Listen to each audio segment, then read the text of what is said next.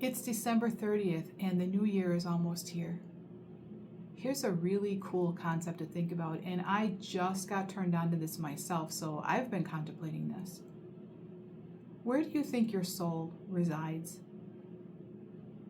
If you're like me, you're going to think it resides kind of in your chest with your heart, which I actually kind of thought the heart and soul were connected. I was listening to a podcast by Anthony William, and the link will be posted. It's really interesting if you want to listen to this podcast. He's an amazing person, and he has several books out there. But anyway, he feels, and he gets from what he calls spirit of compassion, his higher guides, that our soul is in our head. And I was actually walking when I first was listening to this, and I was trying to wrap my brain around it, and I'm like, okay, maybe for once he's wrong. Maybe that's not true.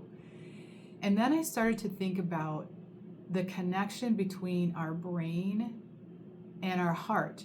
And you hear often in our community, you hear about mind, brain heart connection, brain heart coherence. There's Heart Math Institute. And so when I started to think about this a little deeper, I was like, whoa, is it possible that our soul resides in our brain?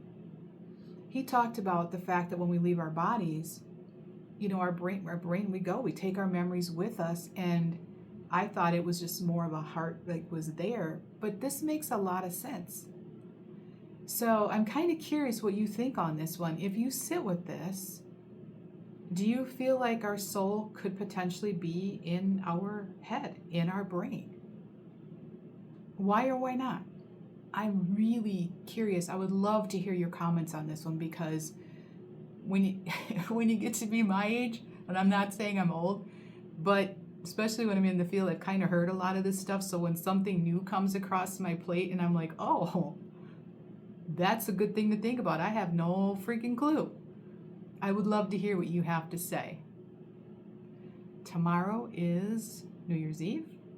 New beginnings are going to start happening.